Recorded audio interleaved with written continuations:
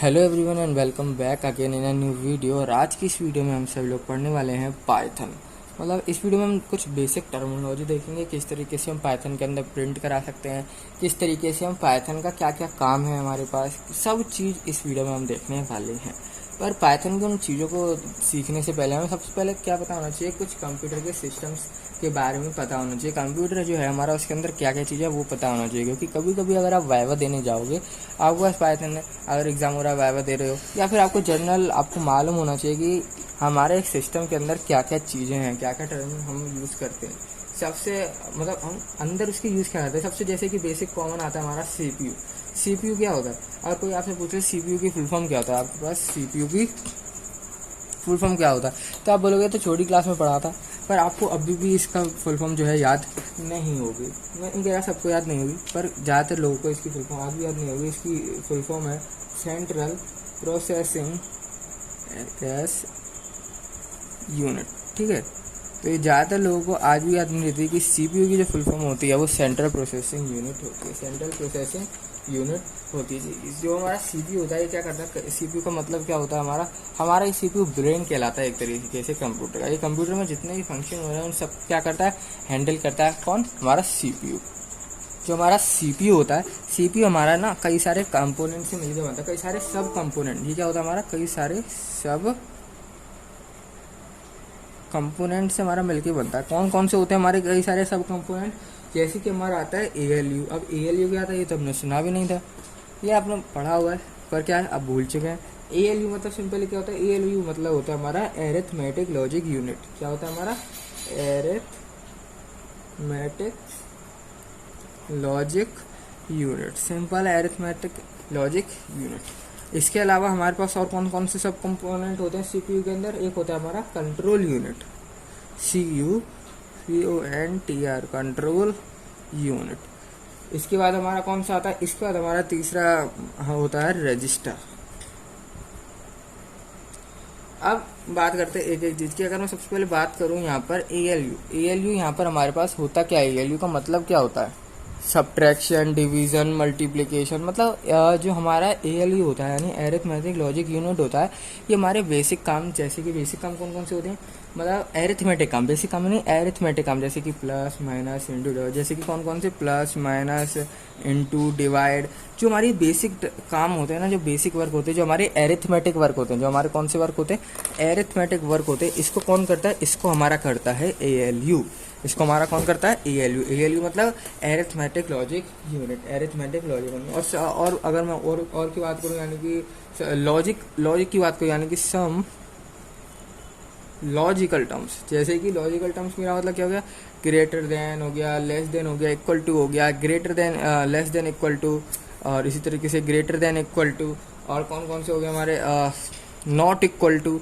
ये exclamatory sign क्या दिखाता है हमारा, नॉट। एक्सक्लेमेटरी साइन हमारा क्या दिखाता है, नॉट, और इक्वल टू लिख दिया यानी कि not equal to this, not equal to that.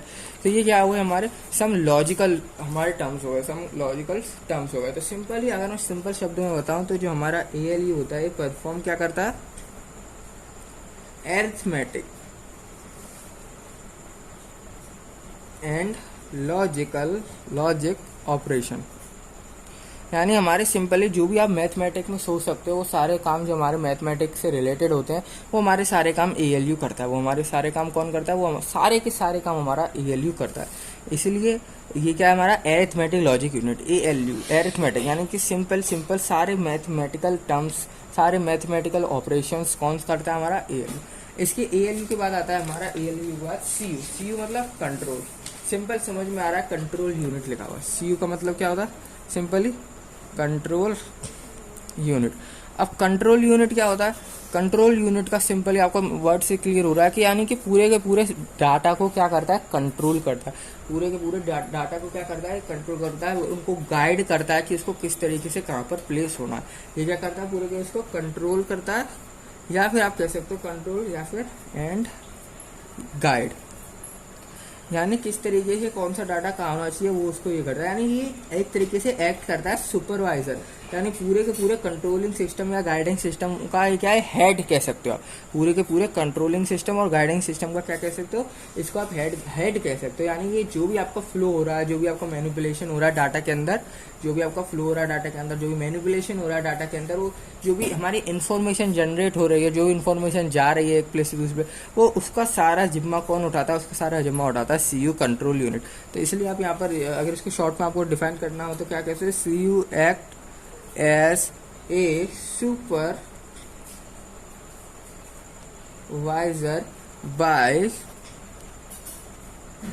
controlling and guiding, controlling या फिर गाइड कर रहा है, या फिर कंट्रोल कर रहा है, या फिर उसको गाइड कर रहा है the operations, OPE operations taking place, जो भी ऑपरेशन आपके हो रहे हैं टेकिंग प्लेस, यानी जो भी आपके हो रहे हैं, लाइक आपकी इन्फॉर्मेशन बन रही है, या फिर आपका डाटा मैनिपुलेट हो रहा है, मैनिपुलेशन चल रहा है डाटा के अंदर, या फिर आपका डाटा फ्लो हो रहा है, तो उनका सारा जो काम होता है वो हमारा कंट्रोल यूनिट जो होता है ये हमारा संभालता है। क्या कौन संभालता है, कंट्रोल। इसके बाद हमारा जो लास्ट होता है, वो लास्ट का होता है हमारा क्या होता है, रजिस्टर। रजिस्टर क्या करता है, ये रजिस्टर हमारा सिंपली जो भी आपका प्रोसेसर, जो भी आपका प्रोसेस रजिस्टर, यानी जो भी आपने डाटा दिया उसको एक स्मॉल यूनिट में आपका एक प्लेस करके रख देगा, एक होल्डिंग की तरह आपको उसको प्लेस करके रख देगा हमारा रजिस्टर। यानी कि जो भी आपका डाटा है उसको क्या करेगा, जो भी आपने डाटा दिया प्रोसेसर के अंदर जो भी डाटा है वो क्या कर लेगा, स्मॉल यूनिट में उसको होल्ड करके रख लेगा, उस डाटा को एक स्मॉल यूनिट में होल्ड करके रखेगा, उसको क्या करेगा, स्मॉल यूनिट में होल्ड करके रख लेगा। यानी इसको सिंपली वो होल्डिंग प्लेसेस पे रख देगा, यानी जहाँ पर होल्ड कर सके वहाँ पर उसको प्लेस कर देगा हमारा रजिस्टर। इसको अगर आपको डिफाइन करना तो सिंपली आप इस तरीके से लिख सकते हो रजिस्टर, या फिर आप रजिस्टर नहीं तो या फिर इसको आप प्रोसेसर भी कह सकते हो, रजिस्टर या फिर प्रोसेसर। ये क्या करता है, सिंपली रजिस्टर्स करता है, यही सबको रजिस्टर कर देता है। आर स्मॉल, इसमें small unit of data, small unit of data, यानी उसको एक स्मॉल यूनिट ऑफ डाटा में प्लेस कर देगा, एंड होल्डिंग प्लेसेस पे उसको रख देगा, होल्डिंग प्लेसेस। यानी सिंपल है, जो भी आपका डाटा प्रोसेस करेगा वो एक स्मॉल यूनिट में हो जाएगा और होल्डिंग जगह पे यानी होल्डिंग प्लेसेस पे प्लेस हो जाएगा। तो ये काम होता है हमारा रजिस्टर का, मेनली एक ऊपर से देखे तो यही काम होता है हमारा रजिस्टर का। अब मैं बात कर रहा था पाइथन की, ठीक है। ये तो मतलब बेसिक टर्मिनोलॉजी है जो कि आपको पता होनी चाहिए क्या होता है। इसके अलावा भी हमारे पास कई सारी चीज़ें आती हैं, जैसे कि प्राइमरी मेमोरी क्या होता है, सेकेंडरी मेमोरी क्या होता है। ये हमने बहुत छोटी छोटी क्लास में पढ़े होंगे, पर शायद हमें अब वो याद नहीं है, पर उसको आप जरूर से देख लेना, क्योंकि पाइथन में क्या होगा, कभी कभी हम फाइल को पेस्ट करेंगे, कहाँ पेस्ट हुई है, कहाँ पर ये फाइल ऐड हुई है, तो हमें सब चीज़ें मालूम होना चाहिए, CPU के बारे में मालूम होना चाहिए। तो ये बेसिक जो ऊपर के बारे में आपको मालूम होना चाहिए कि कहाँ पर सेव होती है, रैम में होती है, रोम में होती है, इनका फंक्शन क्या होता है।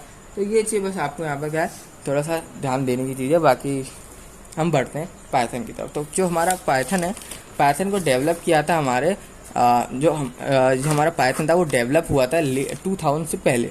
कि कौन सी डेट में, तो ये हमारा डेवलप हुआ था 1980 में। ये हमारा कहाँ डेवलप हुआ था, मैं यहाँ पर लिखता हूँ, सन लिख देता हूँ, 1980। जो हमारा पाइथन है ये हमारा 1980 में डेवलप हुआ था। 1980 में डेवलप हो रहा गाइडू वैन रॉसम, इन्होंने हमारा पाइथन को डेवलप किया था, ताकि ये थोड़े जो हमारी फाइल हैंडलिंग्स हैं इन सबको थोड़ा कैपेबल कर सके, ताकि हम किसी भी फाइल में से कोई डेटा निकालना हो, कोई हमारी एक्सेप्शन हो हैंडलिंग के अंदर, कोई हमारे इंटरफेसेस हो, तो मतलब जो ऑपरेटिंग सिस्टम है उसके अंदर हम किसी तरीके से ईजी वे में हम यूज़ कर सके ऑपरेटिंग सिस्टम के अंदर। तो सिंपली हमारा पाइथन को इस वजह से हमारा डेवलप किया गया था, ठीक है। किसने डेवलप किया था, कौन से सन में डेवलप हुआ था, ये आपको मालूम पड़ेगा। ये था थोड़ा इंपॉर्टेंट क्वेश्चन होता है। कभी कभी क्या आप बार देने जा रहे हो, एग्जाम वगैरह में कर रहे हो, तो वो कोडिंग वगैरह नहीं पूछते, कभी कभी क्या पूछ रहे थे आपसे, ये पूछ लेंगे कि कौन से सन में डेवलप हुआ था, इसका डेवलप होने का रीज़न क्या था, और किसने डेवलप किया था। तो ये चीज़ बस आप यहाँ पर क्या करना, इसको याद कर लेना। अगर वो ये कह रहे हैं कि ये कहाँ पर डेवलप हुआ था, अगर उन्होंने पूछा तो कहाँ पर डेवलप हुआ था, तो CWI मतलब सेंट्रम सेंट्रम विस्कोंडे एंड इन्फॉर्मेटिका। ये कहाँ पर है, ये हमारा इन नीदरलैंड, ये हमारा कहाँ पर है, नीदरलैंड में। तो ये नीदरलैंड में सिंपली डेवलप हुआ था। लैब का नाम बोल रहा हूँ तो आप ये बोल सकते हो CWI, Centrum biscuit and Informatica. तो ये आप यहाँ पर बोल सकते हो सिंपली यहाँ पर डेवलप हुआ था। अब अभी डेवलप किया तो इसके कुछ ना कुछ एडवांटेज और डिसएडवांटेजेस होंगे। अब डेवलप किया तो कुछ ना कुछ एडवांटेज होगा, इसलिए तो डेवलप किया। कोई कहीं ना कहीं हमारा बाकी जो लैंग्वेज है वो लैग कर रही होंगी, इसलिए डेवलप किया। तो क्या क्या इसके हमारे एडवांटेजेस हैं, क्या क्या हमारे इसके एडवांटेजेस है उसकी बात कर लेते हैं।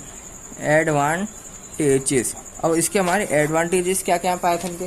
तो सिंपली पाइथन के एडवांटेज पहला यही आ जाता है कि ये ईजी टू लर्न होता है।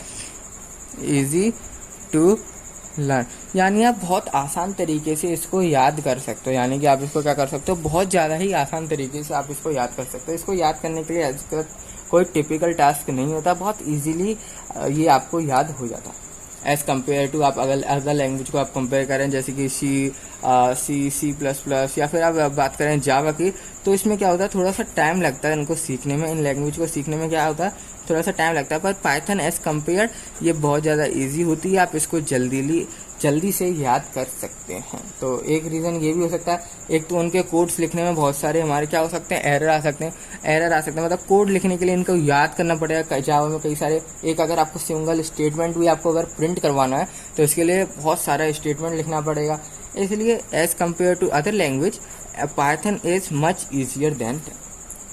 अगला अगर मैं बात करूं तो ये इम्प्रूव करता है प्रोडक्टिविटी को। ये इम्प्रूव क्या करता है प्रोडक्टिविटी को। अगर आपको सिंपली आपको क्या करना है, अगर आपको ये चेक करना है कि एक एलिमेंट हमारा दूसरे एलिमेंट, मतलब एक हमारे पास यहाँ पर क्या है कलेक्शन है, आप सिंपली यहाँ कलेक्शन समझो, और एक दूसरा कलेक्शन है। अब सिंपली आपको ये देखना है कि एक एलिमेंट दूसरे एलिमेंट का उसमें है कि नहीं, एक कलेक्शन से दूसरे कलेक्शन में वो चीज़ है कि नहीं। तो आप सिंपली क्या लिख दोगे, यहाँ पर आपको जैसे ना कि एलिमेंट इन कलेक्शन, इसको कह दो कलेक्शन 1, इसको कह दो कलेक्शन 2। तो आप कहोगे कलेक्शन 1। अगर आप बोल रहे हो इसका कोई एलिमेंट है, इसका सपोज कर लो 10 कोई एलिमेंट है हमारा, इसके अंदर क्या है 10 एक नंबर है, उसको मैंने एलिमेंट में यहाँ पर स्टोर करा लिया ELE नाम से। मैं आपको बता दूंगा क्या चल रहा है यहाँ पर अभी थोड़ा समझने की कोशिश करो। जैसे कि एक कलेक्शन मान लेता हूँ 10, 20, 30, 40, और एक कलेक्शन इसी तरीके से मेरा इस साइड है 10, 30, 90, 20, ये चीज़ है। अगर आपको ये देखना है कि इसके अंदर का जो एलिमेंट है 10 वो इसमें है कि नहीं, ठीक है, या फिर इसके अंदर के जो एलिमेंट्स हैं वो इसमें है कि नहीं, इसको मैं नाम दे देता हूँ कलेक्शन 1, COLE1 दे दिया, इसको देता हूँ COLE2, ठीक है, ऊपर वाले लाइन को भी आप भूल जाओ। आपको क्या करना है, ये इसके कलेक्शन के एलिमेंट इस कलेक्शन में है कि नहीं, अगर आपको ये चीज़ सिंपल से चेक करनी है कि इस कलेक्शन के एलिमेंट इस कलेक्शन में है कि नहीं। अब जावा में लिखोगे तो कई सारी पहले आपको लाइन लिखनी पड़ेंगी, कई सारे आप कलेक्शन डिफाइन करने पड़ेंगे, पर अगर आप पाइथन में देख रहे हो क्या करोगे, कलेक्शन 1 इन कलेक्शन 2 इन, मतलब सिंपल ये आपका इंग्लिश में आ जाता है, मतलब जो आप बोल रहे हो वही चीज़ आपको करना है। आप बोलो कलेक्शन 1 इन कलेक्शन 2, यानी कलेक्शन 1 के जो एलिमेंट्स हैं कलेक्शन 1 के अंदर जो भी चीज़ है क्या वो कलेक्शन 2 में है, इन कलेक्शन 2। सिंपल से बात समझ रहे हो, इंग्लिश लग रही है यहाँ पर, बिल्कुल कुछ और कुछ हो ही नहीं रहा, सिंपल ही इंग्लिश लग रही है इन कलेक्शन 2, सिंपल है ना, इन कलेक्शन 2, यानी कलेक्शन 1 के एलिमेंट्स कलेक्शन 1 में जो भी चीज़ है क्या वो कलेक्शन 2 में है। इसमें तो कोई प्रोग्राम लैंग्वेज का मतलब ही नहीं है तो अगर है तो आप क्या करा दो, प्रिंट करा दो, यस, ये करा दिया मैंने सिंपली। तो ये हमारा एक एडवांटेज होता है, ये हमारा क्या होता है इम्प्रूव करती है प्रोडक्टिविटी को, क्योंकि इसके लिए आपको कोई एक्स्ट्रा सिंटेक्स नहीं याद करने पड़ते, इसके लिए कुछ एक्स्ट्रा सिंटेक्स नहीं याद करने पड़ते, जो आप बोल रहे हो वही सिंपली उसी सिंटेक्स में बनती है, ये उसी सिंटेक्स में क्या होती है बनती है। तो इसलिए इसके लिए आपको बाकी लैंग्वेज की तरह हमें लंबे लंबे कोड को याद नहीं करना पड़ता। तो इसलिए सेकेंड नंबर पर जो था हमारा, ये क्या करता है हमारा इम्प्रूव करता है प्रोडक्टिविटी को। इम्प्रूव क्या करता है प्रोडक्टिविटी को, ये हमारा इम्प्रूव करता है। तीसरा अगर एडवांटेज की बात करूँ तो इंटरप्टेड लैंग्वेज। अब इंटरप्टेड लैंग्वेज इसका मतलब क्या है, मतलब इसका बड़ा ही सिंपल है, यानी कि ये किसी भी कोड को line by line direct execute कर देता है, line by line direct execute कर देता है। मैं आपको इसको समझाता हूँ क्या बात कर रहा है। जैसे कि हमारा पाइथन का कोड लिखा हुआ है आपका, ठीक है, अब ये क्या करेगा जो हमारा इंटरप्टेड लैंग्वेज, इसका मतलब क्या है, इसका मतलब सिंपल ये है कि ये पाइथन जो अगर स्टार्ट करेगा कंपाइल करना, कंपाइल मतलब अब आपने रन कर दिया, अब रन पे क्लिक करोगे तो क्या होगा, ये कंपाइल होगा, ये क्या होगा, कंपाइल होगा, एक जगह जाएगा, रीड होगा डाटा। ये क्या डाटा होगा, इसके अंदर जो भी चीज़ आपने लिखी है वो क्या होगी, हमारी रीड होगी। इसके अंदर जो भी चीज़ आपने लिखी है वो हमारी क्या होगी, रीड होगी। तो वो किस तरीके से रीड होगी, वो किस तरीके से रीड होगी भाई, लेफ्ट से राइट आएगी, ऊपर से नीचे, साइड से नीचे, नीचे से ऊपर, कहाँ कैसे जाएगी। तो वो सिंपली इंटरप्ट लैंग्वेज है, इसका मतलब सिंपली वो ऊपर से नीचे से रीड होती है। यानी यहाँ पर आपने कोड लिखा तो यहाँ पर कोड लिखा है तो यहाँ से रीड करना ये चालू कर देगा, पूरी लाइन को रीड करेगा, फिर यहाँ लाइन को रीड करेगा, फिर यहाँ लाइन को रीड करेगा, फिर यहाँ लाइन को रीड करेगा, फिर यहाँ लाइन को रीड करेगा। सिंपली ऊपर से नीचे, जैसे हम इंग्लिश में लिखते हैं, इंग्लिश में क्या करते हैं, ऊपर से नीचे तो लिखते हैं। अगर कोई आपकी कॉपी को पढ़ेगा तो ऊपर से पढ़ेगा, ऐसा तो नहीं आप पीछे से पढ़ना चालू कर दे या फिर नीचे से पढ़ना चालू कर दे, इस तरीके से पढ़ा फिर इधर पढ़ा फिर ऊपर जा रहा, ऐसा तो नहीं होता, ऐसा तो नहीं होता। इसलिए तो बोलते हैं ये इंप्रूव करता है प्रोडक्टिविटी को, क्योंकि सिंपल एस, जैसे आप इंग्लिश लिखते हो सिंपल, उस तरीके से हम पाइथन लिखते हैं यहाँ पर। तो ये क्या करता है, हमारा ऊपर से नीचे से रीड करता है, ऊपर से स्टार्ट करता है रीड करना और नीचे तक रीड करता हुआ जाता है, और नीचे तक रीड करता हुआ जाता है। इसलिए इसको कहते हैं इंटरप्टेड लैंग्वेज। इंटरप्टेड लैंग्वेज यानी कोड को डायरेक्टली एग्जीक्यूट कर देता है लाइन बाय लाइन। यानी ये क्या करता है, कोड को एग्जीक्यूट करता है, कोड एग्जीक्यूट नहीं, डायरेक्टली एग्जीक्यूट कर देता है द कोड। किस तरीके से, लाइन बाय लाइन, यानी line by line simply direct execute कर देता है। आपकी लाइन बाय लाइन सीधा आपका रन होना चालू कर देगी, आपका सीधा डिबग हो जाएगी लाइन बाय लाइन। ठीक है, अब अगली अगर उसकी बात करूं तो ये हमारा होता है डायनेमिकली टाइप्ड। अब डायनेमिकली टाइप्ड इसका मतलब क्या होता है, मतलब अगर हमने क्या किया, पाइथन को हम करते हैं तो स्टार्टिंग में हमें वेरिएबल डिक्लाइन करने पड़ते हैं। हमको क्या करना पड़ता है, वेरिएबल को डिक्लाइन करना पड़ता है। जैसे कि अगर आपको 6 की वैल्यू स्टोर करानी है तो आपको एक वेरिएबल करना पड़ेगा। जैसे कि मैं ए के अंदर 6 की वैल्यू स्टोर कराना था तो आप a=6 लग दोगे, a=6 लग दोगे। तो इस तरीके से आपकी वैल्यू इसमें आसान हो जाएगी। डायनेमिकली टाइप्ड का मतलब सिंपली यही है कि आपको टेंशन लेने की जरूरत नहीं है, चाहे इसका वेरिएबल का कुछ भी डेटा टाइप क्यों ना हो, कुछ भी डेटा टाइप क्यों ना। अगर मैं बात करूं सी लैंग्वेज की या फिर C++ की या फिर जावा की, जिसकी भी मैं बात करूं, उसमें आपको क्या करना पड़ता है, उसका डेटा टाइप डिफाइन करना पड़ता है।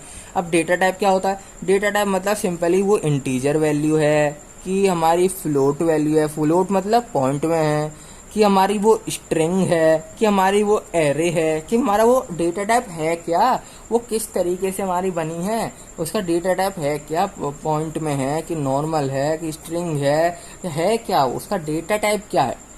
पर इन पाइथन आपको ये टेंशन लेने की जरूरत नहीं होती, पाइथन के अंदर वो टेंशन लेने की जरूरत नहीं होती है। सिंपली आप बस वैल्यू लिख दो, वो अपने आप कंपाइल जब होगा, जब आप रन करते हो प्रोग्राम को, तो अपने आप वो पहचान लेगा उस डेटा से। अगर वहां देख रहे हो पॉइंट नहीं लगा तो वो उसको इंटीजर कंसीडर कर देगा, अगर पॉइंट लगा है तो इसको वो फ्लोट कंसीडर कर देगा, अगर स्ट्रिंग है, कोई नंबर ही नहीं है तो वो क्या कर देगा, स्ट्रिंग कंसीडर कर देगा। तो वो अपने आप ही एग्जीक्यूशन के टाइम पे अपने आप ही, आपको कोई टेंशन लेने की जरूरत नहीं है, अपने आप ही वो क्या कर देगा, उसको उसके डेटा टाइप को असाइन कर लेगा अपने पास, अपने आप ही उसके डेटा टाइप को क्या कर देगा, असाइन कर देगा। इसका मतलब होता है डायनेमिकली टाइप्ड मतलब। अब ये हो गया। अब बात करते हैं अगले की, अगला क्या हो सकता है इसका, ये होता है हमारा free and open source. Free and open source मतलब ये हमारा फ्रीली अवेलेबल है, इसका ओपन सोर्स लाइसेंस होता है, फ्री में कहीं से भी डाउनलोड कर दो, OSI अप्रूव्ड होता है, OSI से अप्रूव्ड भी है। आप क्या कर सकते हो, इसको फ्रीली यूज कर सकते हो, कोई टेंशन की बात नहीं है, कहीं से भी यूज कर दो। और लैंग्वेज की तरह नहीं है कि आपको इसको पेमेंट करना पड़ेगा, कि मतलब बिना उसके पेमेंट के ये चलेगा नहीं, ऐसा नहीं है, फ्रीली अवेलेबल है, किसी को भी आप इसको दे दो, ये फ्रीली ओपन सोर्स है। ये क्या है, हमारा ओपन सोर्स है, इसको आपको टेंशन लेने की जरूरत नहीं है कि पैसे देने की, ये करना होगा ना, नहीं, ओपन सोर्स है, कहीं से भी डाउनलोड आप इसको कर सकते हो। अगली बात अगर मैं करें तो ये बहुत इंपॉर्टेंट पॉइंट होता है, पाइथन हम पढ़ ही क्यों रहे हैं, बाकी लैंग्वेज भी क्या होती हैं, बहुत ज़्यादा आसान होती हैं, मतलब इससे तो नहीं आसान होती है, इससे थोड़ी टफ होती हैं, पर हम वो सीख लेते हैं ना, पर फिर भी लोग पाइथन में स्विच कर देते हैं। क्यों कर देते हैं, क्योंकि इसकी जो लाइब्रेरी होती है बहुत ज़्यादा ही वास्ट होती है, बहुत ज़्यादा ही बड़ी लाइब्रेरी होती है। इसकी जो लाइब्रेरी होती है वो क्या होती है, वास्ट लाइब्रेरी सपोर्ट। इसको बहुत ज़्यादा लाइब्रेरी है, इसमें आप पता भी नहीं लगा सकते, इतनी लाइब्रेरी है इसके अंदर, ठीक है। तो इसलिए इसको लोग स्विच कर देते हैं। अगर आपको सम करना सम करना है तो आप क्या करोगे, ए लोगे पहले यूज़र से, फिर बी लोगे यूज़र से, 2 नंबर लिया आपने यूज़र से, फिर उसको क्या कर दोगे ए प्लस बी कर दोगे, फिर उसके बाद आप प्रिंट करोगे। एक तो यह तरीका होता है हमारा सम करने का। एक क्या होता है, सम का सीधा फंक्शन लगा दो, सम इसके अंदर पैरामीटर पास कर दो, हो गया सिंपल, एक लाइन का कोड है। इसको क्या कर दो, आपको प्रिंट भी कराना है तो प्रिंट सम। अब इसके अंदर आप जो भी आपको करना है सम, जिसका करना है, जैसे कि 9 + 8 करना है तो 9 + 8 लिख दो अंदर। इस ब्रैकेट के अंदर आप जो भी चीज़ लिखोगे वो हमारी सिंपली क्या हो जाएगी, प्लस हो जाएगी।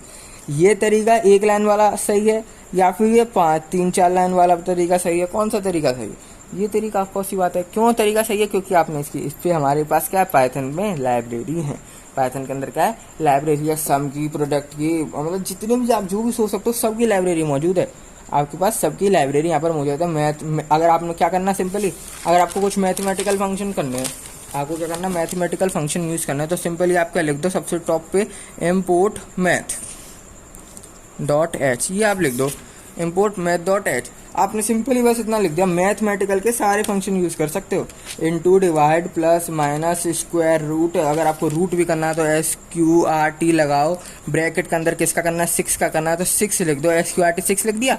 अब क्या होगा, 6 का स्क्वायर हो गया आ जाएगा, इसको स्टोर कर लो, A = SQRT 6। अब A के अंदर क्या होगा, 6 का स्क्वायर रूट आ जाएगा, यहाँ पर सिंपली मैं पहले भी 9 लिख देता हूँ। इसके अंदर आएगा 9 का स्क्वायर रूट कितना होता है, 3 होता है, तो A के अंदर 3 वैल्यू आ जाएगी। अब स्क्वायर रूट इस तरीके से निकालो, या फिर आप क्या करो, इसको लंबा लंबा प्रोग्राम बनाओ, पहले A low, B low, C low, D लो, फिर उसको सॉल्व करो। मतलब इतनी लंबी लाइन का प्रोग्राम सही है कि 1-2 लाइन में कंप्लीट हो रहा है प्रोग्राम, ये सही है। ऑफ कोर्स सी बात है, जो कम लाइन में कंप्लीट हो रहा है ये सही है, पर ये हो क्यों रहा है, ये हो कैसे रहा है, ये मतलब वर्क कैसे कर रहा है भाई, कि इसमें तो इतना, हम बाकी लैंग्वेज में देखेंगे इतना सारा लिखना पड़ेगा कि सिक्योरिटी निकालने में, एक कोई भी मैथमेटिकल फंक्शन, हमें कोई भी मैथमेटिकल ऑपरेशन करना तो उसके लिए इतना सारा लिखना पड़ेगा, पर इसमें ऐसा कैसे कर देते हैं? तो इसलिए कर पाते हो आप लोग क्योंकि इसके अंदर जो लाइब्रेरी होती है वो बहुत बड़ी लाइब्रेरी है, बहुत बड़ी लाइब्रेरी, जो आप सोच रहे हो उसकी लाइब्रेरी यहाँ पर मौजूद है पाइथन के अंदर।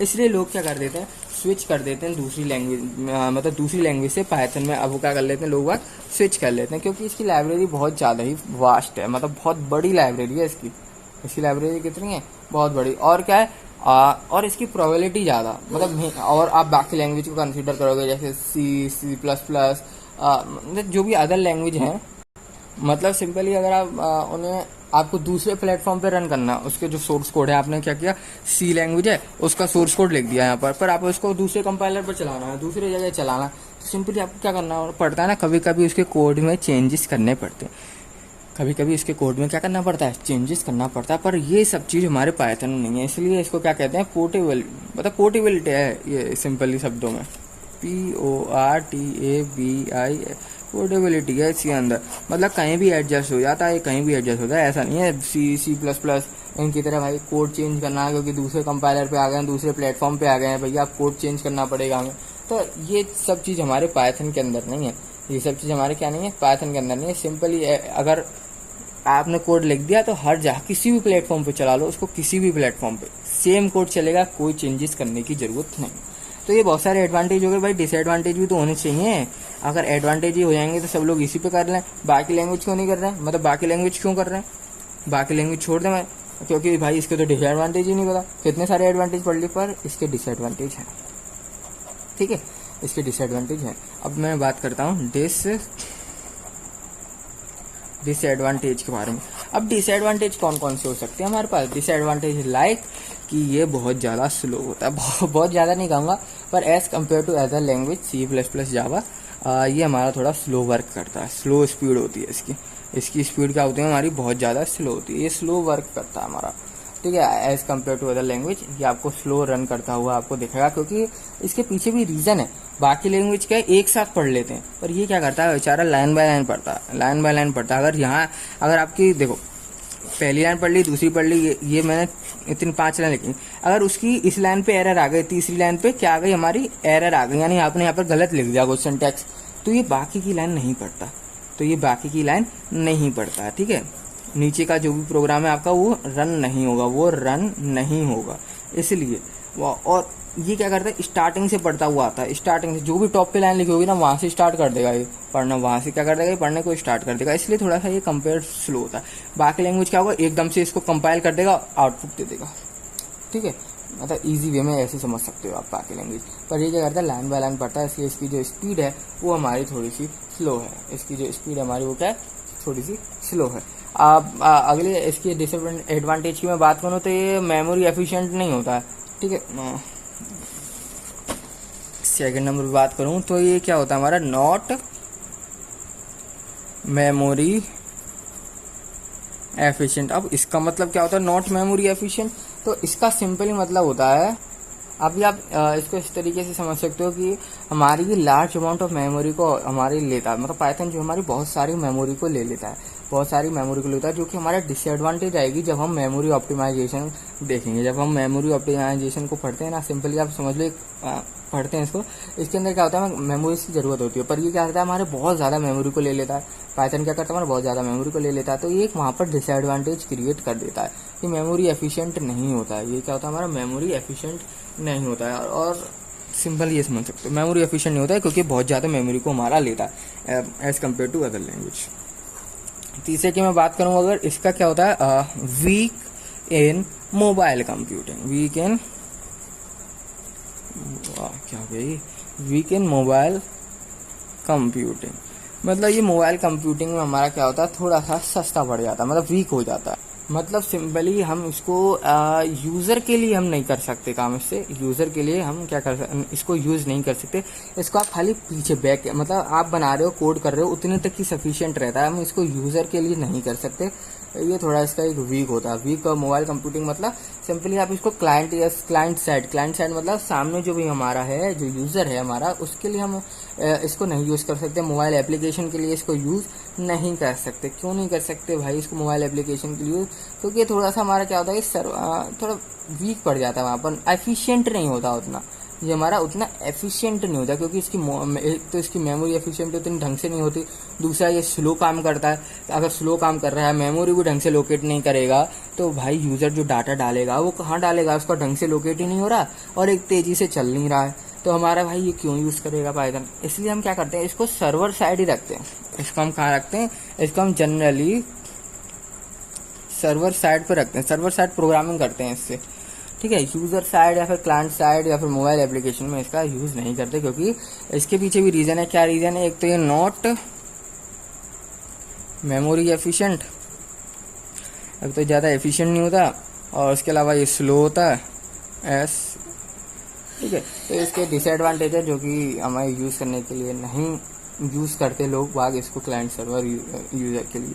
दूसरा क्या होता है, मतलब अगला एरर अगर मैं इसकी डिसएडवांटेज की बात करूँ तो ये हमारा डाटाबेस को एक्सेस नहीं कर पाता ठीक तरीके से, मतलब डाटाबेस एक्सेस, मतलब ये थोड़ा सा अनडेवलप्ड होता है डाटाबेसेस के साथ। डाटाबेसेस का सिंपली आप मतलब अभी इतना समझ सकते हो कि आपने कोई मोबाइल एप्लीकेशन खोली, सबसे पहले मोबाइल एप्लीकेशन खोली आपने, उसके अंदर आप क्या बोलते हो, वो अपना नेम डालो, नेम के बाद ईमेल आईडी डालो, ईमेल आईडी के बाद पासवर्ड डालो, पासवर्ड का ये सब चीज़ डालो। तो आप जो ये चीज़ें डालते हो, जो आपने अपना नाम, ईमेल आईडी, अपने जो डिटेल्स को फिल करते हो, वो डिटेल्स कहाँ जाती हैं, वो डिटेल कहाँ जाती है। अगर आप उसको डिलीट कर दिया, फिर आप दोबारा खोलते हो तो वो क्या बताता है, already exist, this name already exist, this already exist. तो वो क्या होता है, वो क्या करता है, जो आपने जो भी फिलअप किया ना, उसको डाटाबेस में ये सिंपल स्टोर करा लेता है, उसको डाटाबेस में क्या कर लेता है, स्टोर करा लेता है। इसलिए वो क्या है, डाटाबेस में स्टोर करा लेता है। पर हमारा ये चीज़ ना पाइथन नहीं कर पाता, ये हमारा पाइथन कर नहीं पाता है, मतलब करेगा भी तो बहुत स्लो हो जाएगा, मतलब उतना काम नहीं रहेगा, हमेशा स्ट्रेस रहेगा। ये स्ट्रेस फ्री काम नहीं करता है, ये हमारा स्ट्रेस फ्री काम नहीं करता है। तो ये थोड़ा वहाँ पर क्या पड़ जाता है, हमारा वीक पड़ जाता है डाटाबेस के थ्रू। एक लास्ट एरर की और डिसएडवांटेज की मैं बात कर लेता हूँ। एक होता है हमारा, एक कहलाता है रन टाइम एरर। अब रन टाइम एरर क्या होता है, रन टाइम एरर सिंपली आप समझ सकते हो, जो कोडिंग करते समय आपके पास थोड़ी बहुत गलती हो जाती है।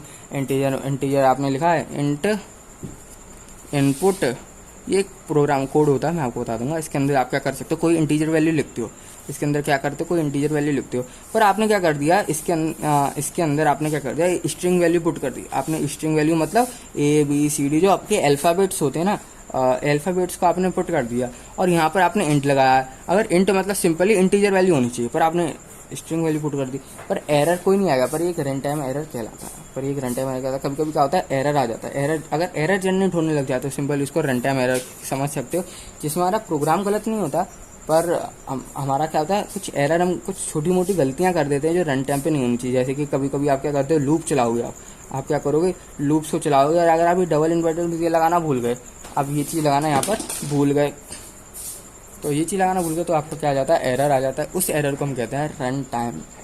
जो एरर आपको उस समय नहीं पता चल रही, रन के आपने जब मालूम पड़ी, और बहुत छोटी एरर है, बहुत छोटी एरर है आपके, मतलब जो कोडिंग से रिलेटेड एरर है, कोडिंग से रिलेटेड है, कुछ लॉजिक लगाने की नहीं है उसमें, तो उसको हम कहते हैं यहाँ पर रन टाइम एरर। उसको क्या कहते हैं, रन टाइम एरर कहलाते हैं।